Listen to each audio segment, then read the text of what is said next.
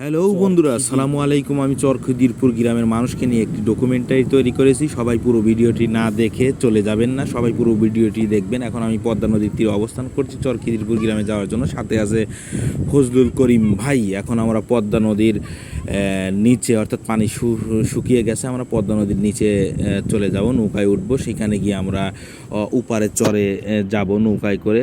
সাথে আমাদের সাথে আরও বেশ কয়েকজন লোক আছে। এখানে আপনারা দেখতে পাচ্ছেন চরের মধ্যে দুইটা মেয়ে পদ্মা বিলাস করতে আসছে।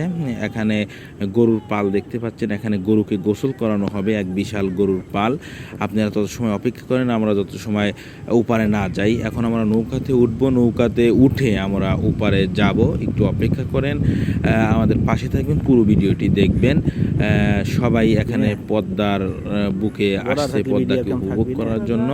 আপনারা দেখতে পাচ্ছেন পদ্মা নদীর বুকে এক বিশাল পাখির ঝাঁক এই পাশ থেকে ওই পাশে উড়ে যাচ্ছে। কি সুন্দর না লাগছে। আমরা এখন পদ্মার বুকে দিয়ে রওনা করেছি উপরে যাওয়ার জন্য। আমি এভাবেই দাঁড়িয়ে টাইটানিকের মতো দাঁড়িয়ে পদ্মা ভালো লাগছে বিষয়টি। পদ্মার পাড়ে আমরা প্রায় চলে এসেছি, অনেক লোক আছে আমাদের সাথে। রাজশাহীর ওই পার থেকে এই পারে আমার সাথে আছে আমার বড় ভাই ফজলুল করিম। আমরা রাজশাহী শহর থেকে একটু ভিতরে পদ্মার পার, তারপরে পার হয়ে আমরা চরখিদিরপুরের রাস্তায় চলে এসেছি। এখন আমরা চরখিদিরপুরের আপনারা হয়তো দেখতে পাচ্ছেন কয়েকটি মোটরসাইকেল, অর্থাৎ চরখিদিরপুর গ্রামে পর্যটকদের যাতায়াতের জন্য মোটরসাইকেল ব্যবহার করে। চরের মধ্য দিয়ে তারা খুব ভালো ড্রাইভ করে মোটরসাইকেল, এগুলো খুবই পাকা ড্রাইভার তারা। আমাদের সাথে আরও বেশ কয়েকজন আসছে চরে ঘোরার জন্য। আপনারা হয়তো দেখতে পাবেন যে দুইটা মেয়ে এবং একটি ছেলেও আসছে এই চরের মাঝে চরকে উপভোগ করার জন্য। শুধু বালু আর বালু, বালু ছাড়া আর কিছু নাই। এটাকে অনেকে আবার প্রেমনগর হিসেবেও মানে আখ্যায়িত করছে। এখানে কপতি প্রেম করার জন্য এখানে আসে। আসলে এটা খুবই একটা ঐতিহ্যবাহী স্থান এবং সবার জনপ্রিয় একটি জায়গা। রাজশাহীর মধ্যে এই জায়গাতে আসে নাই এমন লোক পাওয়া খুবই দুষ্কর। আপনারা দেখতে পাচ্ছেন এই বালুর চরে কি সুন্দর একটি ফুল গাছ। আসলে আমার কাছে এটি খুবই ভালো লেগেছে। আসলে মহান রব্বুল আলামিনের সৃষ্টির তুলনা করে শেষ করা যাবে না। এই রোমাঞ্চকর ভ্রমণের কথা আমি বলবো না। দেখেন, মানে এটা বলা চলে যে একদম সাহারা মরুভূমির ন্যায়। এখানে শুধু বালি আর বালি। একদম দেখেন, এখানে কোনো বসতি নাই। এখানে যারা আসে শুধু একমাত্র পর্যটক। আমার ফজলুল করিম ভাই গুটি গুটি পায়ে সামনের দিকে এগিয়ে যাচ্ছে। কত সুন্দর একটি জায়গা। কি মুরব্বী, আপনি এই সম্পর্কে কিছু বলেন তো একটু জনগণের উদ্দেশ্যে। ভাই আসলে এই রাজশাহীর পাবা থানার মধ্যে এই যে চর অঞ্চল, এখানে বড় ভাইয়ের কণ্ঠে সুন্দর একটি গজল শুনবো। যে নদী বয়ে যায় সুদূর পারে, দুকুল বয়ে আমরা চলি ধীরে ধীরে। যে নদী বয়ে যায় সুদূর পারে, দুকুল বয়ে আমরা চল। তো আমার ফজলুল করিম ভাই চরকে উপভোগ করছে তার মন দিয়ে। আলহামদুলিল্লাহ, আলহামদুলিল্লাহ। আসলে মহান রব্বুল আলামিনের কাছে লাখো কোটি শুকরিয়া যে এরকম একটা সুন্দর জায়গায় আসার মতো তৌফিক দান করেছেন। আলহামদুলিল্লাহ। আসলে খুবই সুন্দর একটি জায়গা। এখানে না আসলে আসলে আপনারা চরের এই পাশ থেকে ওই পাশে মোটরসাইকেল দিয়ে সবাই যাতায়াত করে। ওয়ালাইকুম আসসালাম ওয়া রাহমাতুল্লাহ। সুন্দর ধান ওরে জ্বালা, এত সুন্দর ধান। তো সামনে যেতে যেতে আমরা ওই গ্রামের একজন বাসিন্দা পেয়ে গেলাম। তিনি আমাদেরকে এই গ্রাম সম্পর্কে এবং ভারতের যে বর্ডার আছে বর্ডার সম্পর্কে আমাদেরকে দিক নির্দেশনা দিলেন, বললেন যে ওপারে যাবেন না, ওপারে গেলে আপনাদেরকে বিএসএফ হেনস্থা করবে, এমনকি ধরেও নিয়ে যেতে পারে। তো আমরা ওনার কথা মতো আমরা সামনের দিকে এগিয়ে গেলাম এবং ওনার কথা মাথায় রেখে আমরা অনেক সতর্কতার সাথে সামনের দিকে অগ্রসর হচ্ছি। তো একজনকে শোনার পরে আমরা আর একজন চাচার কাছ থেকে বিস্তারিত জানছি এবং ওনাদের যে ভাষা, ওনাদের যে ব্যবহার, সেটা আমার কাছে অনেক ভালো লেগেছে। ওনাদের ব্যবহার আমার কাছে খুবই মজার লেগেছে। আমার মনে থাকবে ওনাদের যে গ্রামের যে লোকের এত সুন্দর মিষ্টভাষী এবং সরল মানুষ, তাদের কথা আমি কখনো ভুলবো না। এটা আমার সারা জীবন মনে থাকবে। আমার পিছনে যেটি দেখতে পাচ্ছেন এটা হচ্ছে ইন্ডিয়া বর্ডার। আমরা দেখি সামনের দিকে এগিয়ে যাব। তো যাবার পথে প্রায় গ্রামের কাছাকাছি এই নদী ছিল এক আসলে পদ্মার প্রধান নদী। এই নদীটি আস্তে আস্তে ভাঙন এবং জোয়ারের ফলে এই এত বড় পদ্মা নদী তৈরি হয়েছে। এখানকার মানুষ এই নদীটি পার হয়েই ওপারে চরে গিয়ে চাষ আবাদ করে। আমরা এখন ওই চাচার সাথে এই মাছাল দিয়ে নদী পার হব, নদী পার হয়ে গ্রামের মধ্যে যাব। তারপরে আমরা গ্রামের যে মানুষের আচ্ছা, এই নদীর একটু কাহিনী বলতে পারবেন আপনি? এই যে এইটা আসলে এই নদীটা কি আগে প্রধান নদী ছিল, কি এইটা এখন কিভাবে এরকম হয়ে গেল, এটা কাহিনী বলতে পারবেন?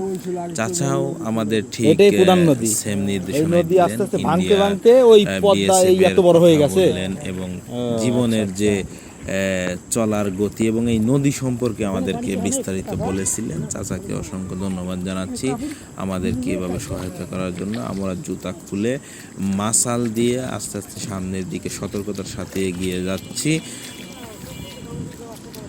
আমরা আর কিছুক্ষণের মধ্যেই আমরা গ্রামে চলে যাব। ওই সামনে দেখতে পাচ্ছেন আমরা গ্রাম পেয়ে গেছি, আর হয়তো 2 মিনিট সময় লাগবে। আমরা হাঁটতে হাঁটতে সামনের দিকে এগিয়ে যাচ্ছি। কোন ইউনিয়ন? তো এই ভ্রমণ কাহিনীটি আমার কাছে চিরস্মরণীয় হয়ে থাকবে, কারণ এরকমভাবে বর্ডারে আমি কখনো যাই নাই এবং আমাদের বিএসএফ ভাইয়েরা খুবই সতর্কতার সাথে বাংলাদেশের মানুষকে, বাংলাদেশের ভূখণ্ডকে রক্ষার জন্য তারা দিবারাত্রি কাজ করে যাচ্ছে। তাদের এই ঋণ আমরা কখনো শোধ করতে পারবো না। তো ভিডিও করা বারণ, সেই জন্য আমি আমাদের বিডিআর জওয়ানদের ভিডিও করতে পারি নাই। তো আমরা উঠে গেলাম উপরের দিকে উঠে গিয়ে আমরা এই দেখছেন গ্রামের মানুষজন এখানে গোসল করছে। আমাদের ফজলুল করিম ভাই গুটি গুটি পায়ে সামনের দিকে এগিয়ে যাচ্ছে এবং আমি একজন কৃষকের সাথে কথা বলছি এবং গ্রামের দিকে এগিয়ে যাচ্ছি। আসলে এরা খুবই সরল মনের মানুষ, অনেক ভালো মানুষ। তাদের সাথে কথা বলে আমি অনেক আনন্দ পেয়েছি এবং আমার ভালো লেগেছে। পাড়ের উপর থেকে আমি নদীর সৌন্দর্যকে তুলে ধরছি। যেগুলো দেখতে পাচ্ছেন ওগুলো গরুর বাথান। এখানে সারাদিন গরু রেখে এখানে বাথানে শুয়ে থাকে রাতে এসে। আপনি এখন যে পাশটি দেখবেন এটা হচ্ছে ইন্ডিয়ার বর্ডারের সাইড। তো চরখিদিরপুর গ্রামে আমার এইটা দেখে খুবই কষ্ট হয়েছিল যে এখানে খড়ের অভাবে গরুটা আর কি অবস্থা, খুবই খারাপ নাজুক অবস্থা এবং ঘরবাড়ির অবস্থাও খুবই করুণ। দেখেন আপনারা দেখতে পাচ্ছেন। এখন আমরা একদম বর্ডারের কাছে চলে যাচ্ছি। এই বাড়িটার পরেই আমরা ইন্ডিয়ান বর্ডার পেয়ে যাব। বাংলাদেশ এবং ইন্ডিয়ার যে বর্ডারটা, ওই যে গাছ দেখা যাচ্ছে ওই গাছটাই হলো মেইন বর্ডার। ওই গাছের এই পাশে বাংলাদেশ এবং ওই পাশে ইন্ডিয়া। আমরা আর কিছুক্ষণের মধ্যে আপনাদেরকে সামনের দিকে বর্ডারের কাছে নিয়ে যাব। আপনারা গাছের ওইটাই ইন্ডিয়া। সামনে যাচ্ছে আমার ফজলুল করিম ভাই, গাছের ওই পাশে ইন্ডিয়া। আমি ফজলুল করিম ভাইকে এই যে তাবুগুলা আছে এইগুলা পুরা করে। ওই সামনে যেটা দেখা যাচ্ছে ওটাই ইন্ডিয়া। ওই দেখেন একটা ছোট বাচ্চা গরু রাখছে। এই গরুটা ওই ছোট বাচ্চা রাখছে আর কি। আপনাদের গরু টরু যায় তাহলে কি সমস্যা আছে? গাছটা দেখতে পাচ্ছেন ওইটাই বর্ডার। আমরা এখন ওই গাছের কাছে চলে যাব এই যে আপনারা এখন যেটি দেখতে পাচ্ছেন, এই যে গাছটা, এই গাছটাই হচ্ছে বাংলাদেশ এবং ইন্ডিয়ার বর্ডার। এটা হচ্ছে এখানে আমরা এখন বাংলাদেশের মধ্যে আছি, এই গাছের ওই পারে গেলেই ইন্ডিয়া। ধরে রাখা হয়েছে। বাবু তুমি এখন ভারত আছো? হ্যাঁ, ওই ছোট বালিকা, ছোট বাচ্চা এই গরুটিকে ঘাস এই যে খাওয়াচ্ছে। আপনারা যে ও কিন্তু বাবুটাকে এখন দেখতে ইন্ডিয়ার পাচ্ছেন, বাবু মধ্যে এখন আছে। ভারত অবস্থান করছে। ভারত না ওটা? বাচ্চা তুমি তো হলো বাংলাদেশ এবং ভারতের বর্ডার। এই আমি এখন যে পাশে আছি এটা হচ্ছে বাংলাদেশ, আর এখন যে এই পাশে এলাম এটা হচ্ছে ভারত। আমরা প্রায় অনেক 1.5 ঘন্টা এই, পথ পায়ে হেঁটে এই বর্ডারের কাছে পৌঁছেছি। আমাদের অনেক কষ্ট করতে হয়েছে। তো আমি এখন একদম বর্ডারের মাঝখানে অবস্থান করছি। আপনারা এখানে আসলে ভালো লাগবে, আশা করি আপনারা এসে ঘুরে যেতে পারেন। জীবন। আচ্ছা বাবু, তোমার নামটা কি? জামিলা, জামিলা। তোমার বাবার নাম? সম্রাট, আর তুমি যে জায়গায় থাকো এই গ্রামের নাম কি? চর, চর খিদিরপুর। হ্যাঁ, তো আপনারা এখন যাকে দেখতে পাচ্ছেন যে এই ছোট তো এই বাবুটা, বাবুটা এখন একদম এর নাম ইন্ডিয়ার হচ্ছে জামিলা। ভিতরে ঢুকে আছে। আমি এখন ও, আসি, গরুকে দেখেন ঘাস খাওয়া- ওই আমি এখন রাজশাহী আপনাদেরকে যেটি শহর zoom করে থেকে দেখাচ্ছি, ওইটা হচ্ছে অনেকটা রাজশাহী দূরে শহর। আপনারা হয়তো দাঁত কিছুটা সকালেও দেখতে দেখা পাচ্ছেন যাচ্ছে। যে ছোট ছোট যে বিল্ডিং। তো আমার যেটি মনে হয়েছে এখানকার মেয়েরা এবং ছেলেরা সবাই অনেক পরিশ্রমী এবং আচ্ছা, তারা আপু, আপনারা এদিক কত দূরে প্রকৃতির গেছিলেন? সাথে যুদ্ধ করে বেঁচে থাকে। একদিকে আপনাদের কিন্তু ভিডিও হচ্ছে। ইন্ডিয়া এবং অন্যদিকে প্রাকৃতিক পাবনা দুর্যোগ থেকে আসছি সবকিছু আপনাদের মিলে এই তারা এখানে অনেক ই করতে কষ্টে আর কি। তাদের জীবন আপনার নাম? অতিবাহিত করে বলে আমার মনে হয়েছে। এখানে প্রচুর গরু এবং কেন ছাগল আপনারা পালন করে ছোট মানুষ, সমস্যা কি? ভয় এখানকার পাচ্ছেন কেন? মানুষ জীবিকা নির্বাহ করে। এটি হচ্ছে এই দোকানের খুবই ক্ষুদ্র একটি সবজির দোকান। এখানে সবজি বিক্রি করা হয়। তো আমি এখন যেখানে দাঁড়িয়েছি চর তারানগর সরকারি প্রাথমিক বিদ্যালয়। এখানকার ছেলেমেয়েরা পড়াশোনা করে প্রাথমিক বিদ্যালয়ে। তো যাই হোক, কয়েক ঘন্টা ঘোরার পরে আমরা আবার বেরিয়ে পড়লাম।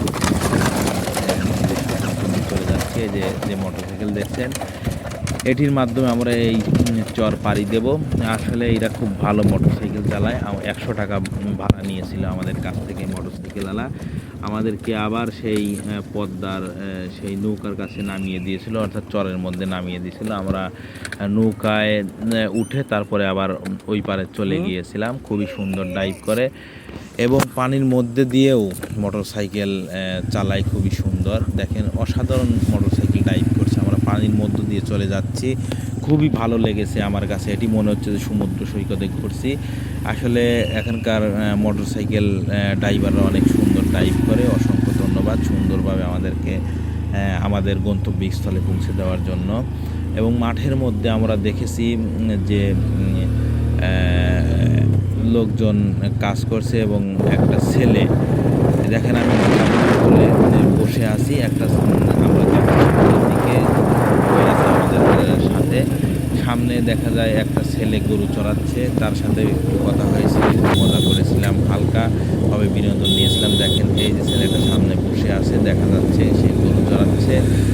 আসলে এখানকার মানুষ খুবই সাহসী, তারা এই বসবাস করে। অসংখ্য ধন্যবাদ। সবাই ভালো থাকবেন, সুস্থ থাকবেন এবং আমাদেরকে সাপোর্ট করে সামনের দিকে এগিয়ে নিয়ে যাবেন। দেখেন আমরা চরের মধ্য দিয়ে মোটরসাইকেলে করে বালির মধ্য দিয়ে যাচ্ছি।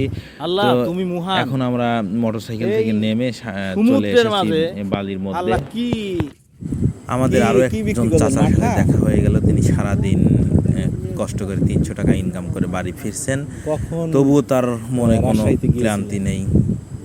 সে পর্যন্ত সবাই ভালো থাকবেন, সুস্থ থাকবেন এবং আমাদেরকে সাপোর্ট করেন, ভালোবাসা দিয়ে। বাংলাদেশ চিরজীবী হোক। আসসালামু আলাইকুম।